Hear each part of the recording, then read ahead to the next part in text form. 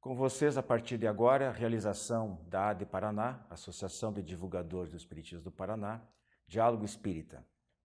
Nosso programa de hoje vai analisar os chamados milagres. Existem mesmo ou decorrem de leis naturais ignoradas ou mal conhecidas?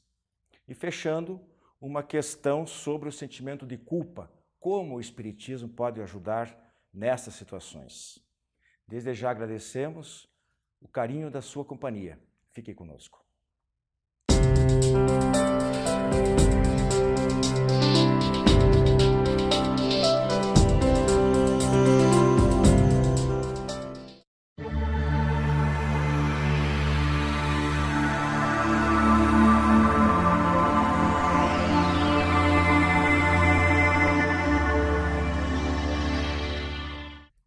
Prezados amigos, estamos iniciando nosso programa de hoje.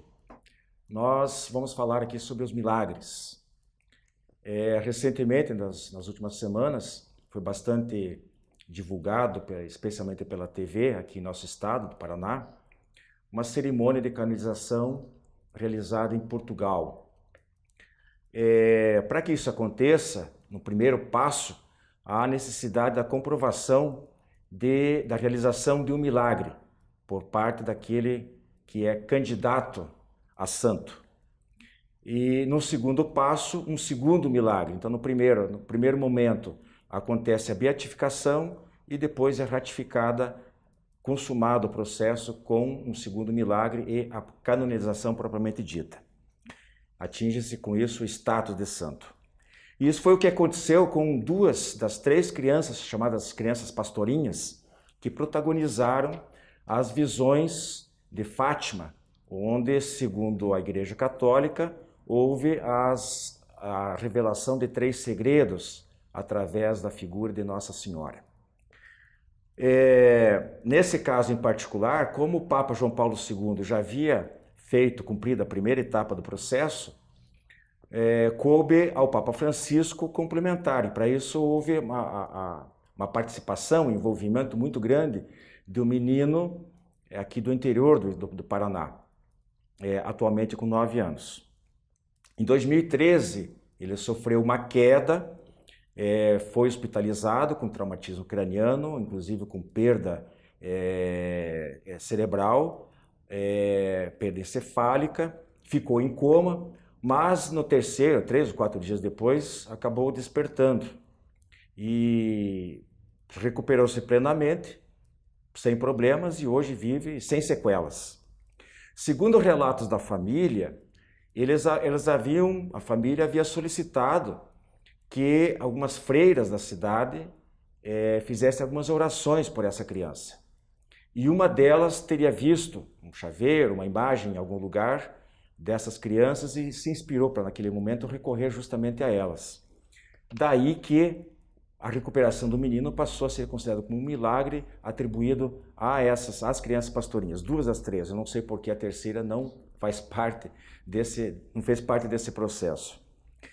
Bom, feita essa introdução, nós vamos analisar não especificamente este fato, mas em linhas gerais, fenômenos semelhantes desta natureza sob a luz da doutrina espírita. A intenção, então, não é tecer nenhuma crítica, e os comentários que nós faremos aqui, com muito respeito à Igreja Católica e a seus fiéis, é somente para mostrar justamente como o Espiritismo encara, como ele explica esse tipo de fenômeno. Por definição, milagre é algo inexplicável, porque se realizaria fora das leis naturais. De origem, portanto, sobrenatural, é isolado, é insólito e excepcional. No livro A Gênese, de Allan Kardec, já quase lá no final, há 3 capítulos que tratam deste assunto, os milagres, inclusive um deles sobre os fenômenos que foram catalogados como os milagres de Jesus.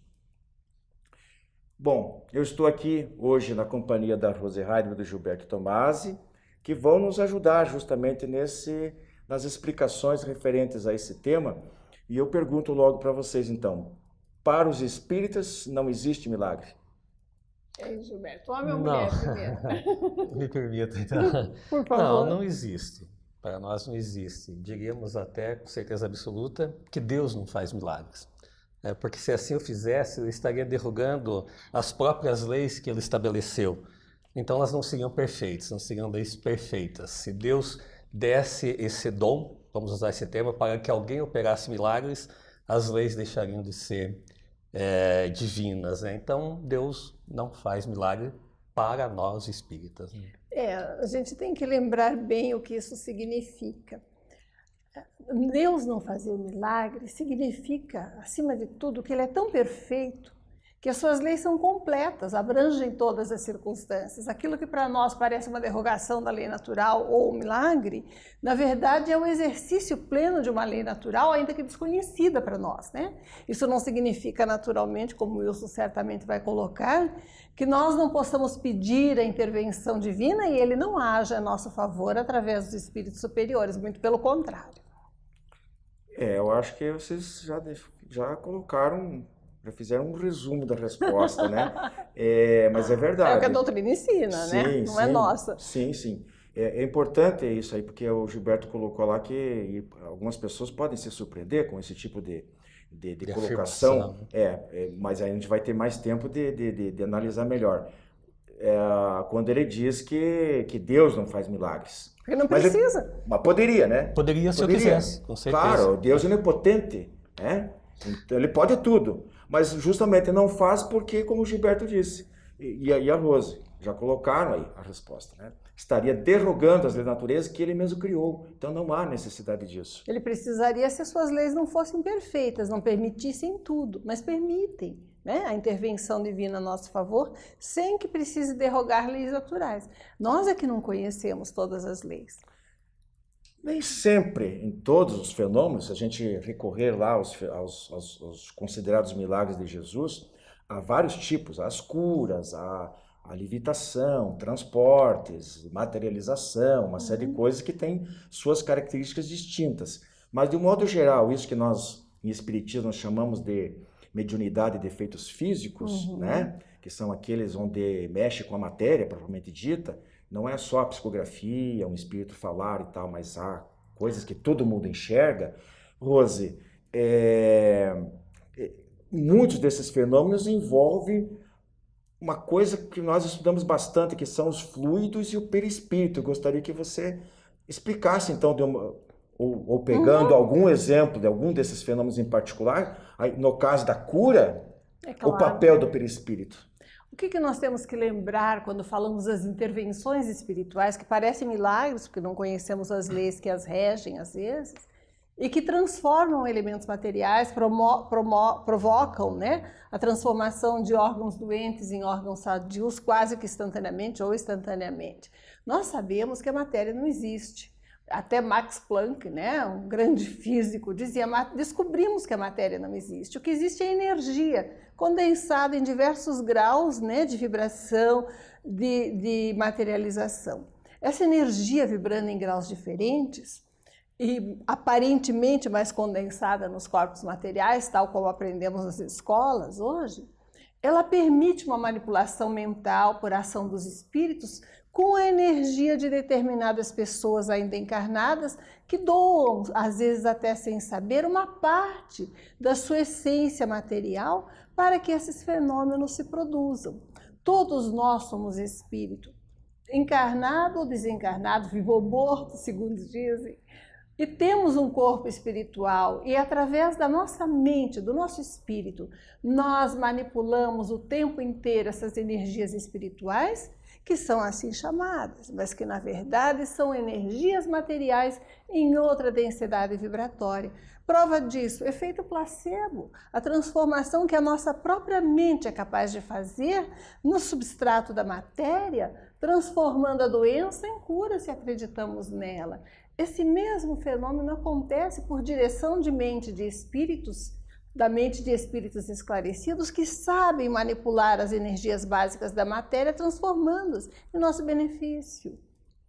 E Gilberto, voltando um pouquinho, lá na abertura eu falei que seus milagres não seriam, se seriam realmente uma coisa sobrenatural, ou se elas fazem parte de uma classe de ocorrências, de fenômenos, cujas leis são ignoradas ou mal conhecidas. Eu acho que é isso que está faltando, né? A doutrina espírita mostra que existem leis normais, que não é assim, não é todo mundo que pode fazer esse tipo de cura, não é todo mundo que merece ser curado, por Mas isso todo não, mundo nem pode Jesus, ser curado. nem Jesus, mas nem Jesus curava todo mundo, porque tem o problema do karma, lei de causa e efeito. Então Jesus às vezes dizia, olha, a tua fé que te salvou, às vezes não, né? Aquela coisa toda. Então eu queria que você alimentasse um pouquinho mais isso aí. Pegando já o gancho que você tocou no assunto, né, de que por muito tempo, então, por séculos, as pessoas imaginavam que o milagre, o sobrenatural acontecia porque desconheciam a causa, né? E a doutrina espírita veio mostrar que existe a causa da cura propriamente dita. Então, a ciência revelou também que existe uma outra forma de se ver a situação. E o problema todo talvez esteja nas religiões que não souberam tirar proveito, né, dessa nova situação que a ciência veio trazer, né? Então se apegam naquilo ainda do desconhecido, se aproveitam às vezes da incredulidade de certas pessoas, né, para ver quem faz mais ou menos milagres, né? Então realmente o ganho que nós tivemos nesse sentido de que não existe milagres, que tudo existe uma causa, veio através da codificação da doutrina espírita com Allan Kardec, isso lá há 160 anos, né? Muito bem explicados, por sinal, lá no livro dos Médiuns. Dos Médiuns, né? Nós vamos para o intervalo e a gente volta em seguida com a continuação do tema de hoje, os milagres. A Casa Editora Oclarim divulga há mais de um século a luz e o conhecimento da doutrina espírita com valioso conteúdo, de belíssimos romances a esclarecedoras obras doutrinárias. Conheça, divulgue e compartilhe a lucidez do Espiritismo. Casa Editora Oclarim. Acesse www.oclarim.com.br.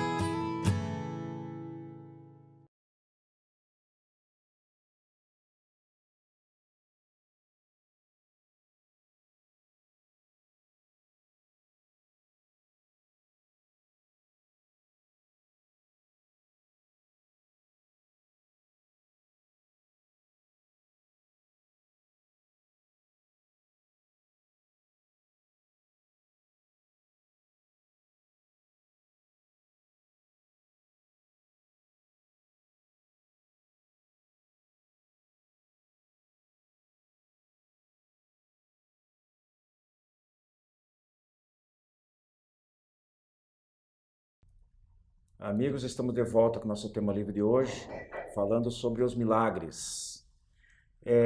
Rosa e Gilberto, milagres, as pessoas muitas vezes dizem, a gente ouve aí, né? Quando acontece alguns acidentes, catástrofes naturais ou mesmo provocadas.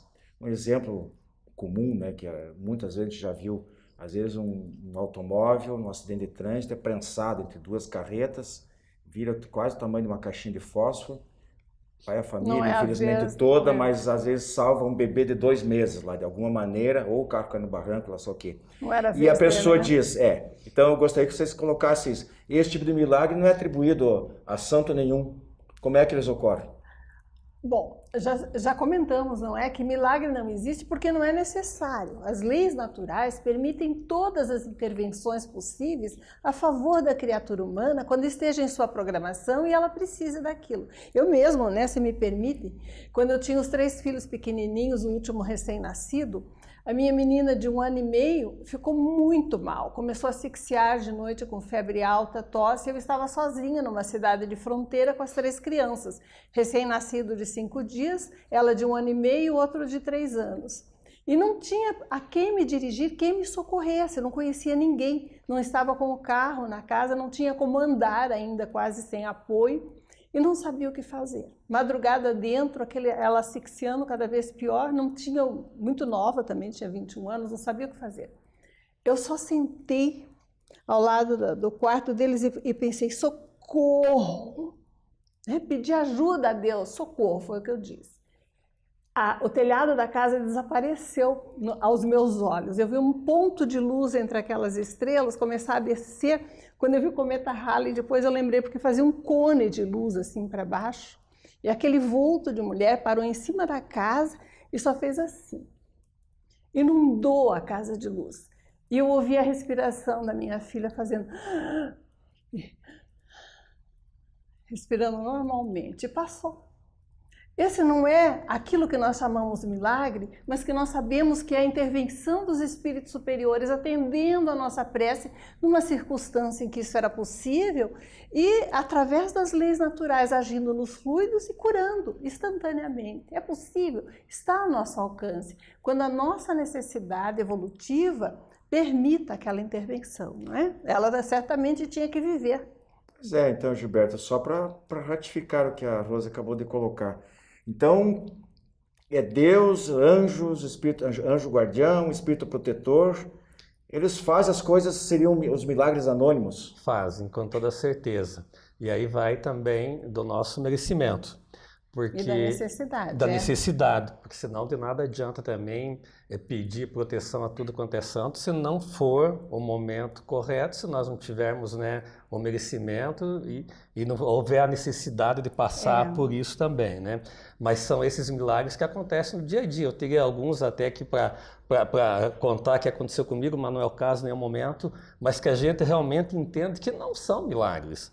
Eu acho que são leis naturais agindo, leis naturais, né? Não precisa, nós espíritas, é difícil para quem não é espírita entender, aceitar o que é a lei natural, o que não é, porquê, não pode, mas realmente... Como que os espíritos podem intervir na vida dos encarnados, É né? que nós não estamos sozinhos, nós temos nossos espíritos familiares, nossos espíritos protetores, formamos um grande núcleo espiritual, não estamos abandonados e eles nos socorrem sempre que podem. E às vezes um caso desse do menino que foi citado, que as orações fervorosas então da população e das freiras ajudaram, mobiliza muito, ao contrário de algumas situações, então, desses milagres que a gente vê a toda hora na televisão, são coisas compradas, então banaliza o que se poderia chamar de milagre, então, pela intercessão. Como exatamente. Menino, né?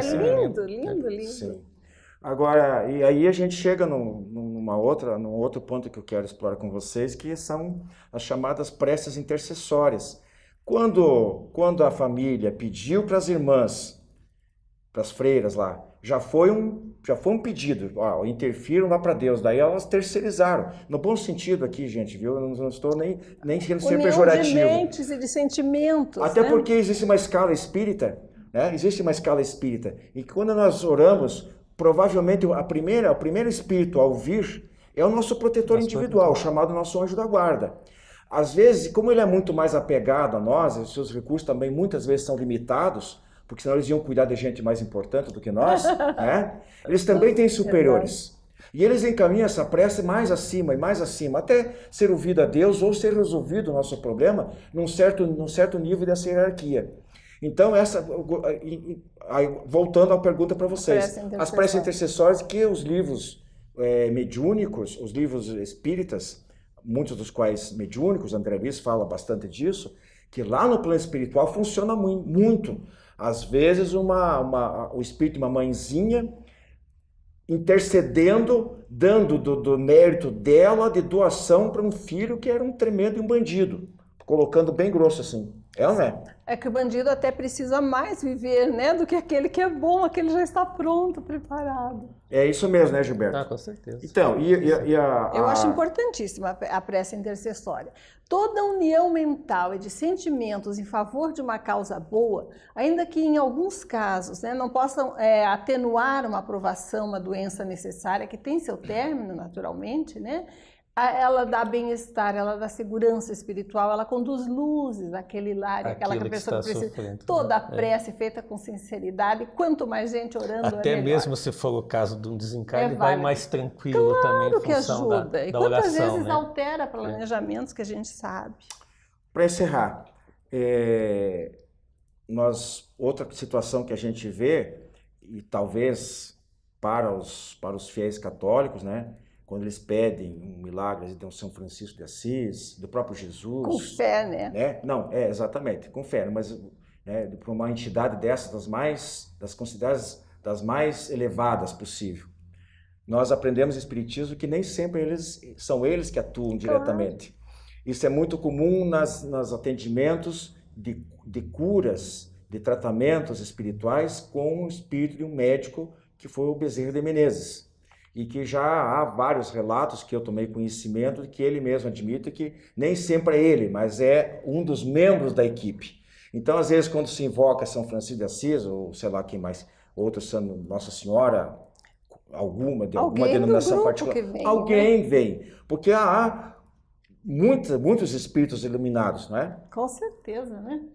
Não sei o que o Gilberto quer colocar a respeito, mas com certeza, assim como na Terra, para uma finalidade que interessa, as pessoas organizam os recursos, Deus não estaria pobre, faltando recursos para a organização para nos acudir. Assim, do meu ponto de vista, né, não é que para a doutrina espírita não exista milagre.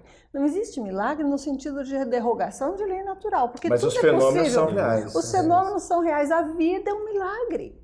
Uma planta que transforma a terra num fruto é um milagre diário, dentro das leis naturais. Então, meus amigos, nós ficamos por aqui, nosso tema livre de hoje. Espero que tenha agradado a vocês e procurem estudar dentro das casas espíritas, através da literatura espírita, que está lá com muito mais informações do que nós podemos disponibilizar aqui no momento.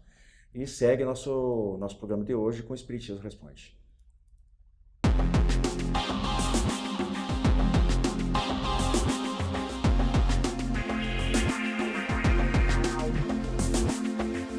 Prezados amigos, hoje no quadro Espiritismo Responde, temos a questão: fiz algo que considero grave e me culpo muito por isso. Gostaria de saber se estou condenada ou se para o Espiritismo eu tenho salvação. Para o Espiritismo tem salvação, sim. E nós iniciamos a resposta com a parábola do filho pródigo, que um homem tinha 2 filhos.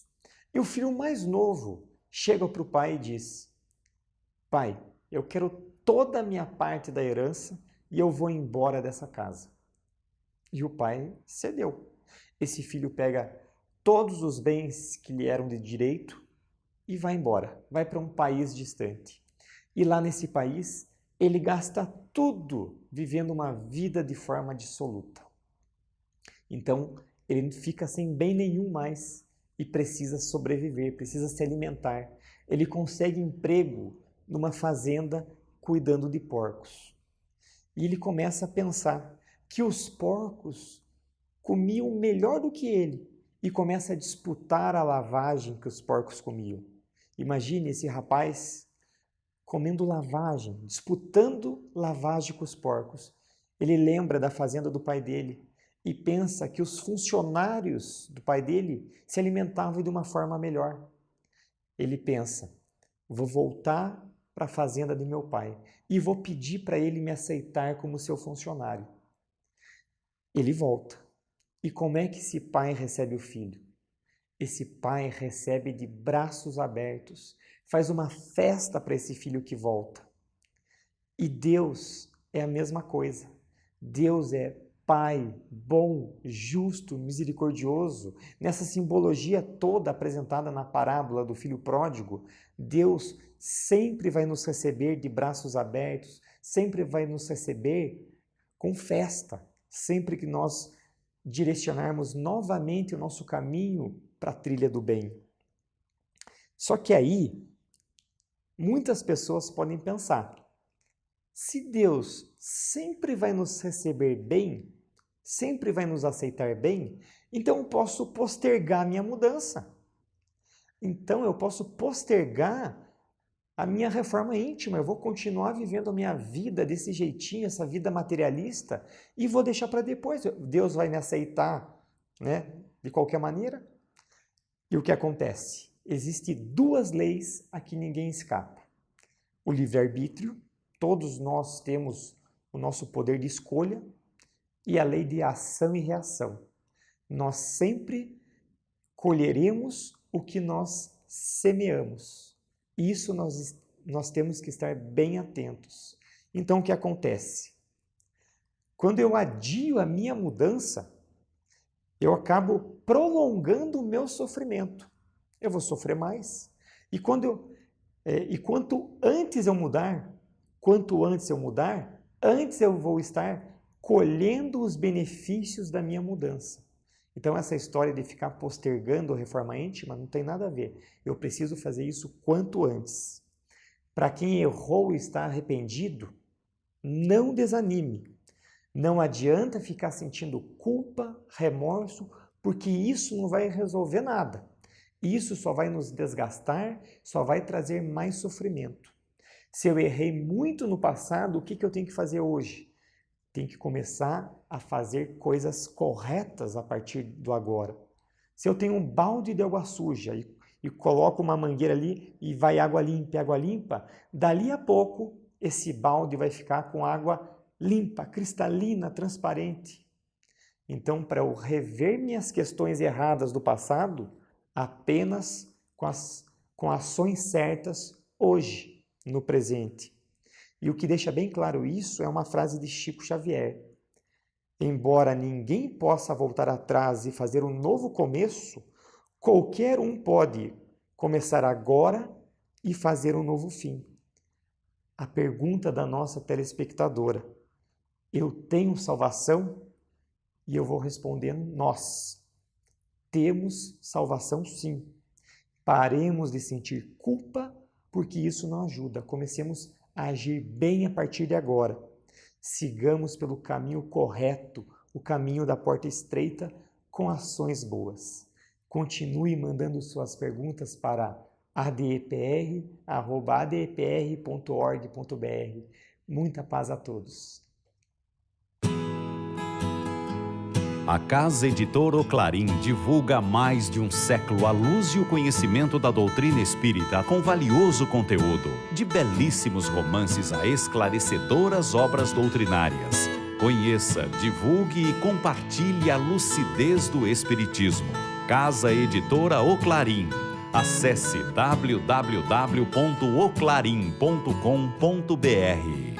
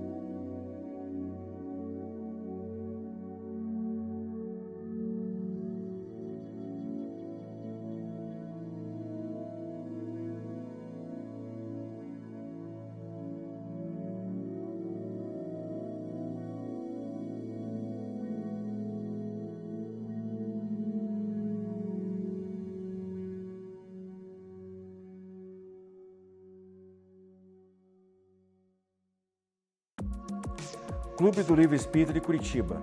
Mais de 2 décadas consolando corações, iluminando consciências. Associe-se e tenha o melhor da literatura espírita em sua casa. Descontos de até 60% no preço de capa e no primeiro ano ainda ganha uma assinatura grátis do jornal Comunicação Espírita. Acesse também a nossa fanpage no Facebook da AD Paraná. Associe-se agora e contribua para a manutenção deste programa.